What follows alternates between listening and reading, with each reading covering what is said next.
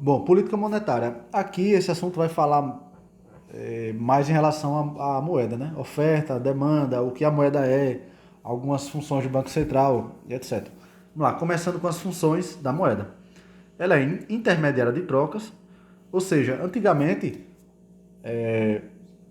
as pessoas trocavam de mercadoria, né? Eu tinha mercadoria, você tinha outra, e a gente fazia as transações por meio de trocas de mercadoria, né? Depois foi se criando devagarzinho uma questão de unidade, que foi utilizado o ouro, foi utilizado o sal. E hoje a gente diz que a moeda é a unidade é a intermediária de troca, né? Unidade é aqui na frente. Então, por meio da moeda, a moeda é que vai intermediar, né? A moeda tem um valor. Unidade de conta quer dizer que ela é o padrão, né? Ou seja, a gente aqui no Brasil utiliza o real. Então, o real é a unidade de conta. A gente não tem vários tipos de moeda. A gente tem uma unidade de conta. Reserva de valor. Quer dizer que a gente não precisa necessariamente gastar tudo que tem, né? Pode poupar uma parte, pode investir, etc. Na, no caso, se fosse mercadoria, né? Imagine que eu tivesse uma mercadoria com vencimento. Então, um vencimento curto. Então, necessariamente eu ia precisar sempre estar trocando ela, né? Por isso que a moeda é a chamada reserva de valor também. Ela é uma de suas funções. O preço da moeda é a taxa de juros, sendo considerado barata quando a taxa de juros está baixa e cara quando a taxa de juros está alta, né? A moeda, ela meio que vai ser uma mercadoria, né? No sistema bancário. E o que vai definir o preço dela é justamente a taxa. Por quê? Porque se a taxa está baixa, isso vai influenciar as pessoas a pegarem mais empréstimos. E ao adquirir o empréstimo, tá, é como se a gente estivesse comprando moeda. E logo, o juros baixo vai incentivar essa prática, né? Por outro lado, os juros, quando está alto, juros altos desincentiva a, a demanda pela moeda, né? Então, o preço da moeda é a taxa de juros. Taxas de juros menores costumam favorecer a economia, justamente por isso. Por quê? Porque uma taxa de juros mais baixa, as pessoas vão pegar mais empréstimos e vão consumir mais. Por isso vai acabar favorecendo o consumo, favorecendo a economia. Pois, como o dinheiro fica mais barato, é mais fácil para os agentes econômicos obter recursos para transacionar ou investir ou abrir um negócio, por exemplo. Taxa de juros real versus a nominal. A taxa de juros nominal corresponde ao ganho monetário de investimento independente da inflação. A taxa de juros real corresponde ao ganho obtido em termos de poder de compra, ou seja, corresponde à taxa de juros. Aqui é basicamente o seguinte: quando se falar em real, ó, é porque descontou a inflação.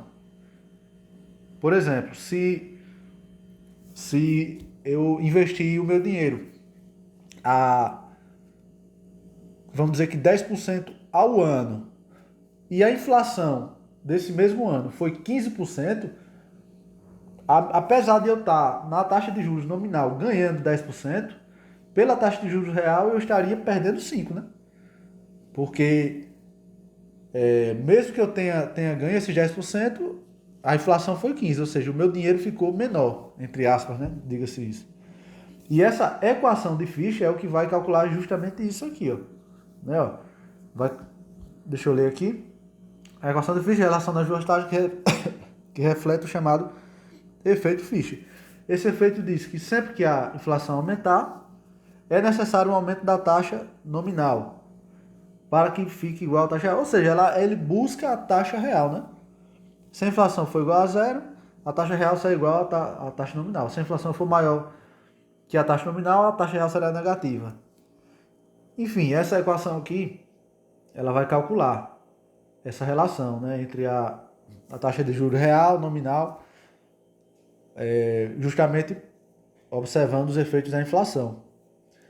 Oferta da moeda é a quantidade de moeda que o Banco Central e os bancos comerciais desejam oferecer.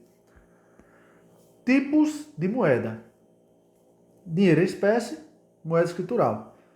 Aqui o dinheiro em espécie vai ser o próprio papel moeda. E a moeda escritural é por meio dos bancos, né? O dinheiro virtual, o dinheiro que a gente tem em conta bancária. Principais agregados, né? Aqui vai ter o M1, M2, M3 e M4. M1, o que é o M1? Dinheiro em espécie e a moeda escritural, pois são os mais líquidos. Do ponto de vista do ofertante, o papel moeda é chamado de papel moeda em poder público, é esse PMPP aqui, ó. Sendo as pessoas esse tal público, né? Aqui, ó. Sob a mesma perspectiva, a moeda escritural é chamada de depósitos à vista, DV. Então, ó, é isso aqui, ó. M1 é papel moeda de poder público e depósitos à vista. Resumindo, dinheiro no bolso e dinheiro no banco. O próprio real e aqui, ó, dinheiro no banco. Aqui vai existir uma relação, ó. Já adiantando, vai ter M2, M3 e M4. O M2 vai ser o quê? Vai ser o M1 mais alguma coisa. O M3 vai ser o M2 mais alguma coisa. Ó, M2 mais... Da mesma forma o M4. M3 mais... Então, o M4 vai abarcar os outros, o M1, M2 e M3. O M3 vai abarcar o M1 e o M2. O M2 vai abarcar só o M1 e mais o que a gente vai acrescentar aqui. Então, vamos lá. M1, papel moeda e dinheiro no banco. Né? Papel moeda do poder público e dinheiro no banco. M2 é o agregado que contém mais alguns tipos, mantido nas instituições, marca a palavra-chave, depositárias, sendo formado por M1, né? Mais depósitos especiais, remunerados, poupança, títulos emitidos por instituições depositárias. Agora aqui embaixo ele vai explicar um pouquinho o que é cada um desses aqui, ó. Vamos lá. Depósitos especiais remunerados. Por que eu estou marcando especial? Porque, ó, justamente por causa disso aqui, ó, condições especiais. Antes de falar dele, uma diferenciação em relação do M1 de todos. O M1 é o único que não rende juros, ou seja, qualquer coisa que renda juros não vai ser M1. E também aqui, né, que passei batido. Ele é também chamado de meio de pagamento. Então vamos lá. Depósitos especiais remunerados. São depósitos, né, ou seja, rende juros, remunerados, né, por isso rende juros. Por render juros não compõe M1. E para que esses depósitos sejam remunerados, precisam cumprir algumas condições. Né? Por isso que esse nomezinho aqui especial está destacado. Exemplo, aquele tipo de investimento que você só pode retirar daqui a no mínimo 6 meses. Então, isso é uma condição especial. A poupança é a própria poupança tradicional e títulos emitidos por instituições depositárias. Né? O tipo especial. Título é um contrato que se faz com o banco. Aqui eu tô detalhando, mas quando cai isso aqui em questão, ele quer saber só o que compõe o respectivo tipo, né? Se é M1, se é M2, se é M3. E não necessariamente a explicação desses componentes. M3, M2, né? Ou seja, agrega tudo isso aqui. E cotas de fundo de renda fixa, operações compromissadas registradas no sistema Selic. Aqui ele vai explicar, né? Eu vou ler isso aqui que é interessante. Fundos de investimento pegam dinheiro de várias pessoas, chamado de cotistas, para investir tudo junto. Ou seja, várias pessoas se juntam, reúnem um determinado valor e fazem um investimento único, certo? É meio que uma vaquinha para investir. Cada pessoa pega o seu dinheiro e compra cotas desse fundo, né? Ou seja, não são vários investimentos, são só um fundos e o que são compradas são as cotas desse fundo, beleza. O fundo vai ter um gestor que vai gerir o dinheiro dessas pessoas, que vai cobrar uma taxa para gerir o dinheiro e investir em cotas, que é a chamada taxa da administração, certo? Um fundo de renda fixa, ó, aqui ele falou da cota, agora eu vou falar da renda fixa. Um fundo de renda fixa é um investimento que investe apenas em operações nas quais a taxa de juros é pré-determinada, chamada renda fixa. Ou seja, aqui ele vai juntar os dois. Fundos, que é a questão das cotas, e a renda fixa. Não fazem parte das instituições depositárias. Eles possuem personalidade jurídica própria, justamente por motivo não fazem parte do M2. Então é justamente isso, né? Aqui, ó, no M2, desses títulos, cadê? Títulos emitidos por instituições depositárias, ou seja, ele não está aqui justamente por isso, né? Ou seja, não, porque ele não faz parte daqui, porque ele tem personalidade jurídica própria. Operações compromissadas. Aqui, esse texto todinho é para... Trata-se de uma forma de empréstimo em que as pessoas deixam seus bens penhorados. Operação compromissada. Eu estou precisando de um dinheiro emprestado e tenho um bem. Então, eu deixo esse bem como meio que uma garantia e vendo outra pessoa. E na verdade, não é uma penhora propriamente dita. É uma venda que eu vou me comprometer a comprar de volta esse produto. Entendeu? Esse bem, né? Sistema Selic é o Sistema Especial de Liquidação e Custódia. Nesse sistema são registrados, por exemplo, as ações negociadas na Bolsa de Valores, contratos futuros derivativos, etc. Todas as transações entram no M3, pois compõem as operações registradas no Selic. E o M4, títulos públicos de alta liquidez. Ou seja, M3 mais títulos públicos de alta liquidez. Então vamos lá. Aqui o que vai precisar saber é disso aqui, ó. Aqui é o resumo dos quatro, ó. M1, papel moeda e poder público, depósito à vista, ou seja, liquidez absoluta, não rende juros. Todos rendem juros, ó. Menos o M1. Beleza. M2, tal, instituições depositárias. M3, particulares, que é a questão do gestor, da renda fixa, etc. E o M4, governo. Lembrando que aqui, ó, M2 vai ser o M1 mais instituições, mais ó, poupança, depósito, tudo decorrente de instituições depositárias.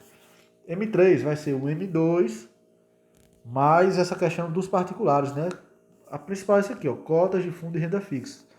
E operações compromissadas no Selic, particulares aqui transacionando.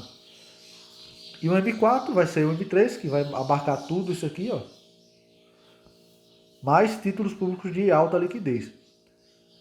E esse alta liquidez eu vou destacar porque eu vi uma questão interessante. Ela dizia o seguinte: a forma que é distribuída isso aqui, ela vai ser de acordo com a liquidez. Isso está errado. Por que está errado? Porque antes até era, mas agora não é mais. É de acordo com quem emite. E aqui a gente pode observar isso, ó. Se seria de maior liquidez para menor, a gente observa que o último aqui, ó, já diz alta liquidez. Por exemplo, essa aqui, ó, no M2, os depósitos especiais, eles podem não ser tão líquidos quanto esse aqui, só que estão no M2. Então, não é por questão de liquidez, é por quem emite, ó, por qual instituição está emitindo. Por isso até que está destacado aqui, né? E o M1, que é o mais líquido de todos, é o papel moeda, que é o dinheiro espécie, mais os depósitos à vista, né? Essa imagem é referente ao que vai ser dito aqui embaixo, eu subo já. Funções do Bacen. Bacen é o Banco Central. Banco dos bancos. O Banco Central é quem tem a responsabilidade de zelar pela estabilidade do sistema financeiro nacional. Regula e fiscaliza as atividades financeiras. Se os bancos precisarem de recursos para não quebrar, o Banco Central pode emprestar ao banco. Por isso é comum que o Banco Central seja emprestador de última instância. E por que isso aqui, ó? Os juros são maiores que os outros bancos, geralmente. Então, por isso que é em última instância. Depositário das reservas internacionais do país. As reservas internacionais de um país, que é o que é essas reservas? Falou internacional, é a moeda estrangeira que o país possui, fica estocado no Banco Central, o qual é gestor e utiliza para a política cambial. Né? Questão de vender investimento, de comprar investimento, de tentar regular a inflação como um todo. Né? Banco do Governo também recebe os depósitos do governo e negocia títulos públicos no mercado. Emissão de moeda. O Banco Central pode emitir moeda, ou seja, pode colocar papel moeda em circulação. Quem faz o dinheiro é a Casa da Moeda. certo? Cuidado para não confundir isso aqui. Faz as notas, né? O papel físico. Após a fabricação, as notas são enviadas ao Banco Central, que faz o quê? Acrescenta o número de série nas notas e por meio do departamento circulante envia dinheiro para as várias partes do país.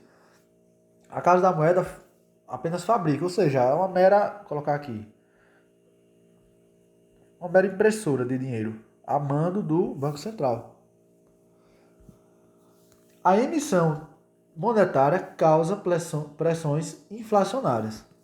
Porém, há outra forma de criar dinheiro. Ou seja, em que pese o Banco Central poder emitir a moeda, né, e ao criar a moeda, ele vai criar inflação, etc, etc. Mas é importante saber disso aqui. Os bancos comerciais também criam moeda. Vou destacar aqui, ó.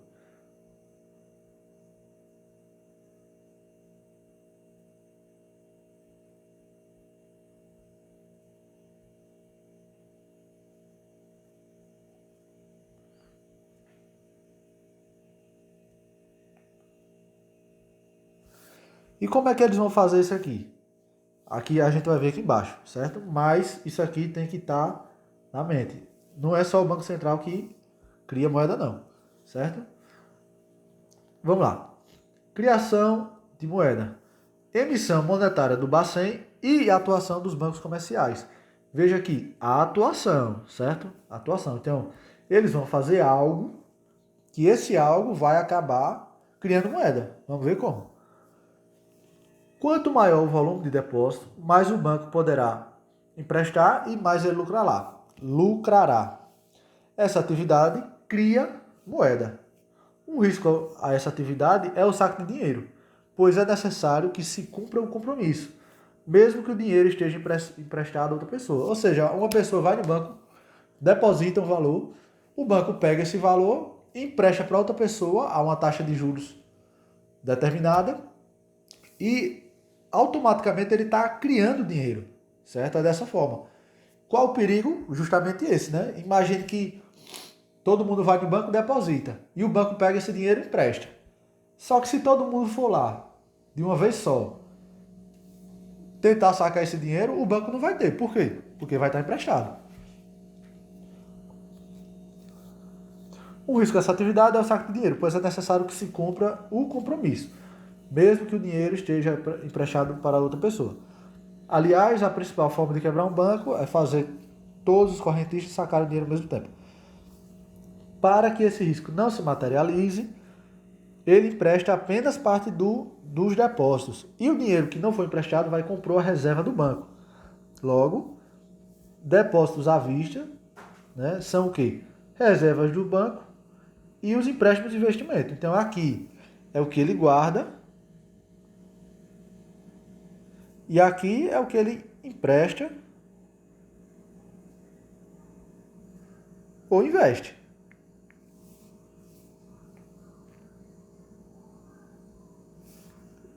Certo, vamos continuar.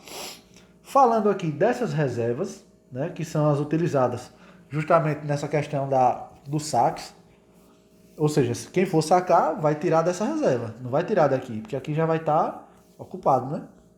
Então vamos lá. A gente vai ter dois tipos, as compulsórias e as voluntárias. Compulsória, como o próprio nome diz, ela vai ser obrigatória.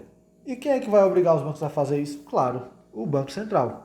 Então, o Banco Central impõe que os bancos comerciais depositem parte de suas reservas no próprio Banco Central, para que honrem seus compromissos. Ou seja, determinada quantia de valor que os bancos tiverem, que eles receberem para guardar o dinheiro das pessoas, eles têm que necessariamente depositar no Banco Central, como reservas compulsórias. Eu acredito que hoje está entre 17% a 20%. Então, se eu depositar R$ 100 no banco, no meu banco, qualquer ele que seja, vamos dizer que 20% desses 100 vai para o Banco Central, fica lá guardado, como reserva compulsória. E a reserva voluntária, ele vai lá por conta própria e guarda no próprio Banco Central, certo? Caixa dos bancos. É o dinheiro de tesouraria depositado em si próprio para fazer frente alguns compromissos emergenciais. Então, o dinheiro pode estar aqui obrigatoriamente, ele pode também guardar no próprio Banco Central, né? Falou em reserva, é no Banco Central. E caixa é o que ele tinha o dinheiro, fez aqui a reserva compulsória, e uma parte, ele, vamos dizer que ele voluntariamente também reservou lá, só que outra ele deixou guardado ali para alguma emergência. As reservas compulsórias e as voluntárias ficam no Banco Central, certo? Então, ó, falou em reserva, falou em Banco Central, certo? Por isso, elas também são chamadas de encaixes no Banco Central, certo? Ó, vou marcar aqui 2 vezes, para não esquecer disso. Ou depósitos no Banco Central. Ó, no, NO, encaixou no Banco Central. Os bancos também podem manter dinheiro em caixa, que é justamente isso aqui, ó, o caixa dos bancos. Chamados recursos de tesouraria, que podem ajudar a fazer frente ao compromisso bancário. Redundou aqui. Somando os encaixes do Banco Central, né, que são as reservas, com os encaixes dos bancos, que são os caixas, chega-se aos encaixes totais ou reservas totais, certo? A existência de reservas confere maior confiança ao sistema financeiro. Ou seja, quanto maior as reservas, mais a gente considera esse sistema financeiro sólido, né? Mais seguro. Agora, o multiplicador monetário. Denomina-se base monetária o dinheiro com potencial de multiplicação. É a soma entre o papel moeda, o poder público e as reservas dos bancos. Ou seja, é o que tem no sistema monetário, se todos os agentes resolverem sacar a moeda ao mesmo tempo. Portanto, base monetária é igual ao papel moeda do poder público mais encaixes totais. Que aqui vão ser o que? Os encaixes totais? Reservas e o caixa dos bancos, né? Cadê?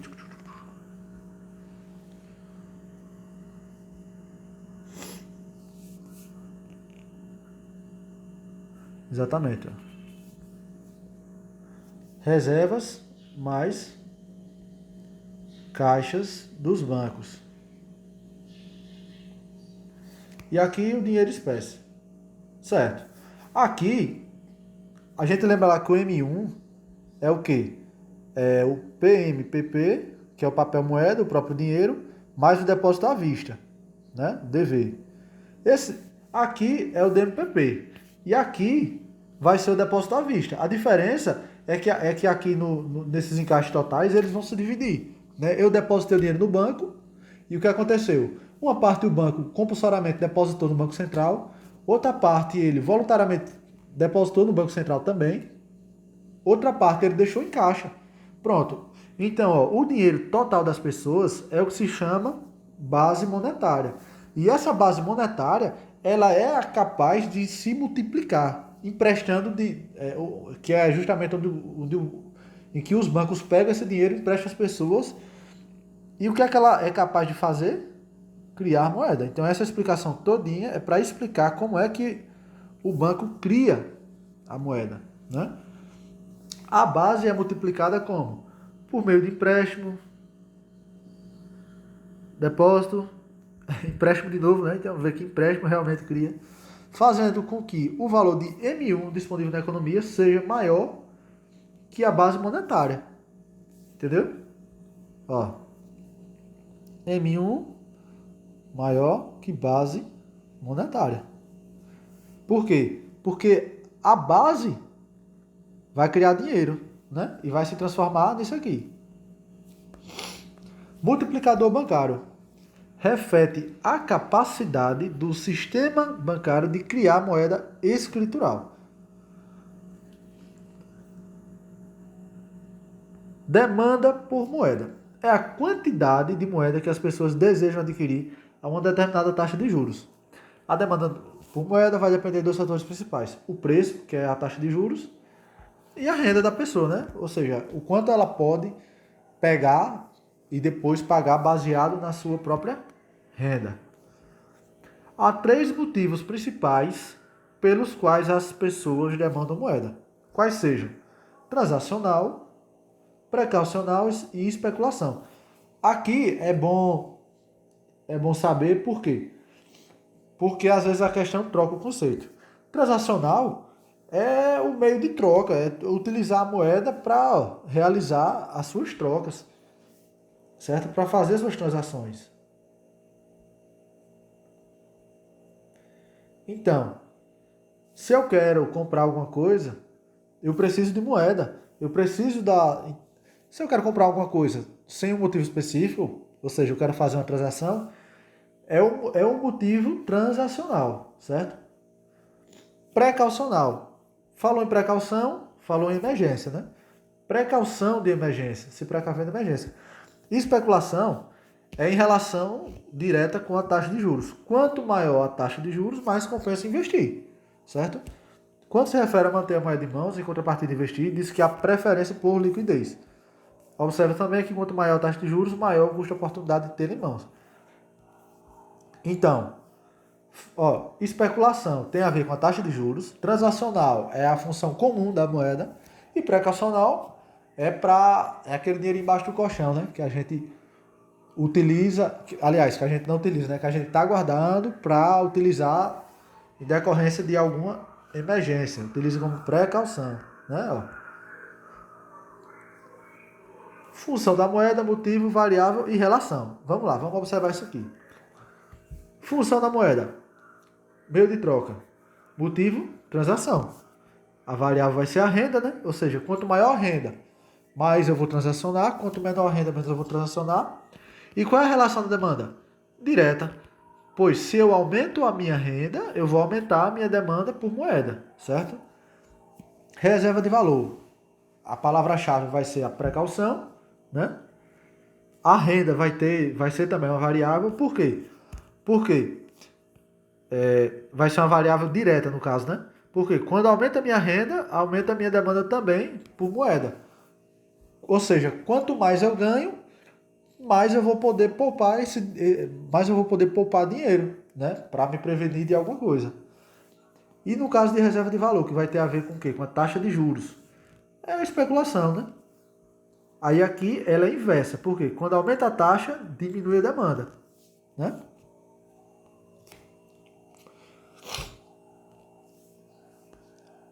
Demanda por encaixes reais.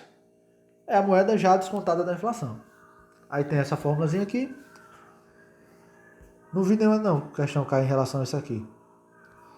Então eu vou passando. Teoria quantitativa da moeda. Essa teoria, ela vai medir quantas vezes, assim, a velocidade da moeda em uma economia, né? Fornece uma relação entre a quantidade da moeda e o valor total de transações. Portanto, segundo a TQM, aumentos na oferta vão fazer com que haja mais inflação. Aqui quer dizer o seguinte: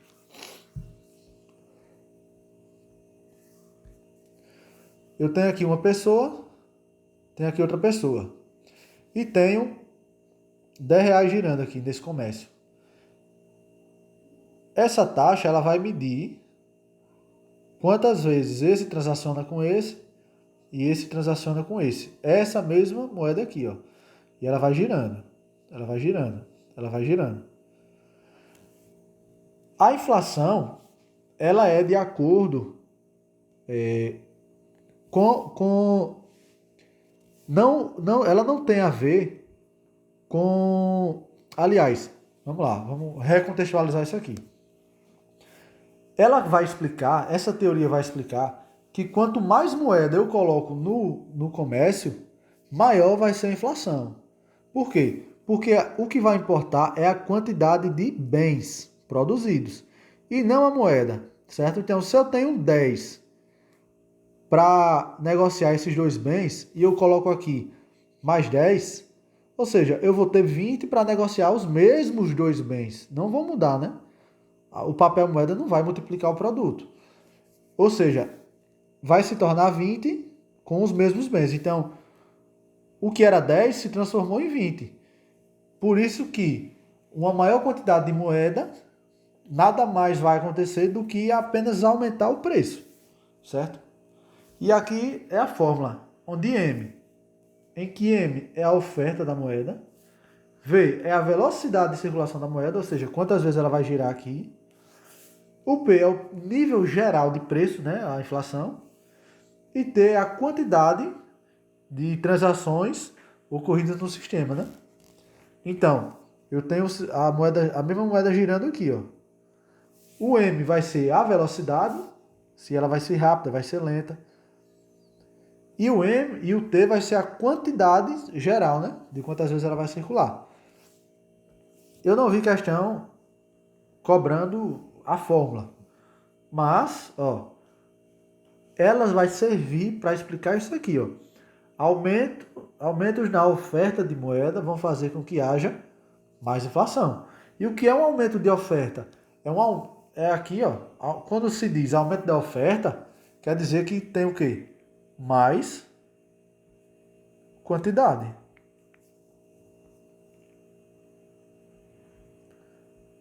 Porque a oferta não é a quantidade que os produtores, né, assim de forma geral, têm e desejam produzir, enfim.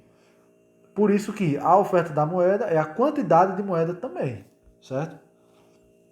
Política monetária, controlando a oferta e a demanda. A finalidade do governo é manter uma relação de quê? De equilíbrio entre a oferta e a demanda de moeda na busca pelo chamado equilíbrio monetário, que vai ser conseguido aqui, ó, quando a oferta for igual à demanda, né? Como sempre. Tudo que é equilíbrio vai buscar a igualdade. E para isso ele vai se utilizar de políticas expansionistas e contracionistas, né? Ou restritivas. Quando é necessário que se aumente o que? A oferta, aumentando a quantidade dela no mercado, pode-se dizer que aumenta na liquidez. Isso é uma política expansionista. Ou seja, vamos lá? Mais oferta ou mais moeda, certo? Política restritiva, ou seja, eu estou restringindo. Então, menos oferta, menos moeda. Quando eu estou querendo conseguir uma política expansionista, eu vou utilizar meios de aumentar a oferta de moeda. Quando eu quiser, quando o meu objetivo for, quando a minha política for contracionista, eu vou diminuir a oferta de moeda no mercado. E aqui a gente vai falar dos instrumentos utilizados pelo Banco Central para chegar nesses objetivos aqui, ó. Certo? Emissão monetária. É o quê? Emitir moeda, né? E lançar no mercado. Lembrando que os bancos comerciais também emitem moeda, eles também criam, por meio de financiamento, investimento, etc. Certo? Reservas compulsórias, aqui cai bastante, ó. Quando há necessidade de reduzir a oferta, as reservas podem ser aumentadas, ou seja, eu estou retendo. Vamos dizer que hoje é 20% a reserva compulsória. E eu quero reter moeda, eu quero diminuir a quantidade. Eu vou me utilizar de uma política contracionista. O que é que eu faço? Aumento para 30%. Então, eu estou restringindo a quantidade de moeda. Do mesmo jeito que, se eu quiser expandir a oferta de moeda, eu vou lá e baixo a reserva compulsória e aí vai circular mais moeda no mercado. E os bancos vão, naturalmente, vão baixar a taxa de juros porque eles vão ter mais moeda na mão, né? Vão ter mais oferta. Redesconto. O que é um redesconto? Cuidado com essa palavrinha aqui. Redesconto não é um desconto, é a taxa de juros cobrada pelo Banco Central aos outros bancos por empréstimos concedidos, né? Lembrar, ó, então aqui não é desconto, aqui é a taxa de juros, ó, pegadinha boa.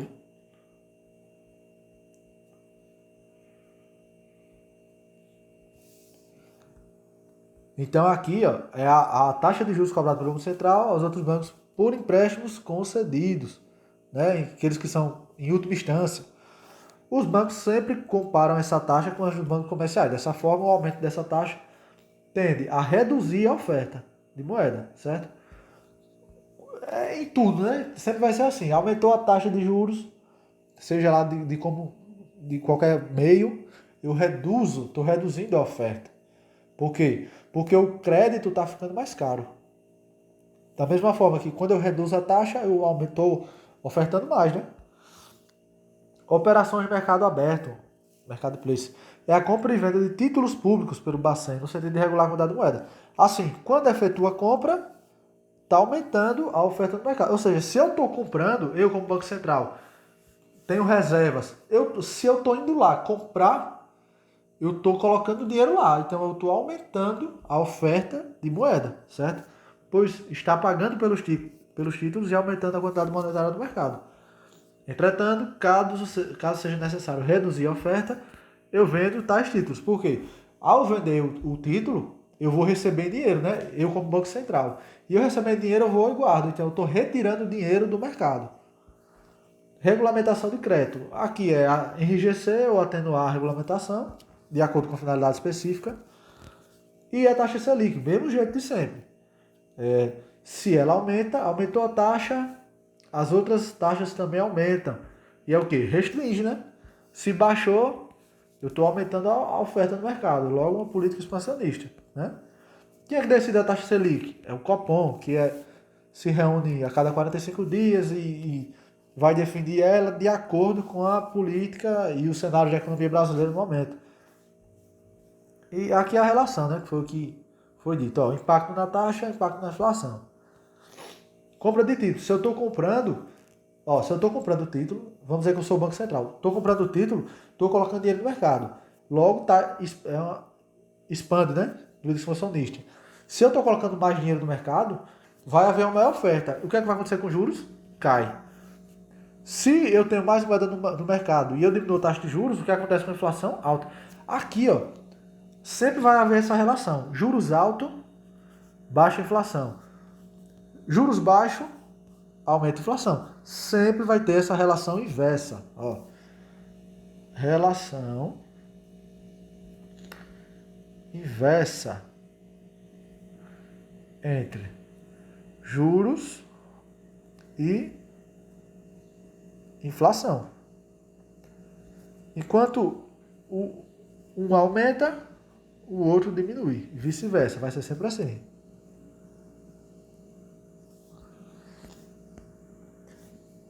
Venda de títulos. Vamos lá. Se eu comprei, eu expandi. Logo, se eu estou vendendo, eu estou contraindo. E aqui, ó, vai acontecer o oposto do que aconteceu em cima, né? Aumento do compulsório. Ou seja, se eu estou aumentando a quantidade de depósito, eu estou retendo dinheiro. Se eu estou retendo dinheiro, quer dizer que eu estou contraindo a oferta. Se eu estou contraindo a oferta, os bancos vão ter menos dinheiro. E se eles vão ter menos dinheiro, eles vão ter que aumentar para não deixar cair o rendimento, né? Logo, como a relação com a inflação é inversa, vai haver uma queda. Redução do compulsório é o inverso. Aumento da taxa de redesconto, que não é desconto. Aumento da taxa, redesconto é juros, certo? Se eu estou aumentando a taxa desses juros aqui, que é o chamado redesconto, estou contraindo. Logo, se eu estou contraindo, se eu estou reduzindo a oferta de moeda, os juros dela aumenta e a inflação cai. E aqui, ó, vice-versa. E aqui apenas essas duas observações para finalizar o assunto. A atuação do Banco Central não é independente do comportamento dos bancos comerciais. Ao contrário, ela depende do comportamento dos bancos, ou seja, o Bacen toma as medidas e espera que ela tenha os efeitos, os quais não são automáticos. Isso aqui eu peguei na questão que dizia que isso aqui era automático, ó, essa relação. O Banco Central fez isso, independente da ação do banco, vai acontecer. Não, não é assim. Ela faz no sentido de que tem esse efeito, mas depende do comportamento do banco, entendeu? Não pode obrigar o banco a aumentar, diminuir nada. Porém, ao utilizar essas medidas, ela está influenciando indiretamente. Atualmente, no Brasil, o critério de ordenamento dos meios de pagamento, né, que é o quê? M1, M2, M3 e M4, ampliados, é definido por seus sistemas emissores, né? E não pelo grau de liquidez, que foi justamente o que eu falei lá. Antes de 2001, tinha classificação por ordem decrescente de liquidez, né? Ou seja, do mais líquido para o menos líquido, como é na contabilidade, por exemplo. A partir de 2021, a classificação passou a se dar de acordo com a instituição que emite os meios de pagamento, né? Ou seja, o M1 vai ser o dinheiro, né? Papel, moeda, poder público, mais depósito à vista. Ao M2 vai ser poupança, tal, emitido por quem? Por instituições privadas. O M3 vai ser lembrando que sempre vai ter essa relação aqui, né? M3 vai ser M2, M2 vai ser M1, mais etc e tal. O que é que vai ser aqui no M3? Vai ser o M2 mais, lembrar daquelas cotas, né, de fundos de cota fixa, né? Ó, palavra-chave. E quem é que vai ser isso aqui, ó? Particulares. E o M4, M3, que vai envolver tudo isso aqui, ó. Mais títulos públicos de alta liquidez. Então, a gente percebe aqui que é de acordo com a instituição, né? Exceto o primeiro, né, que se diferencia um pouco. Lembrar que esses três são remunerados por juros, ou seja, o dinheiro na conta corrente não rende juros. Já o dinheiro na poupança, poupança rende juros. Onde é que vai estar a poupança? Aqui, ó, no M2. Basicamente é isso que é cobrado desse assunto.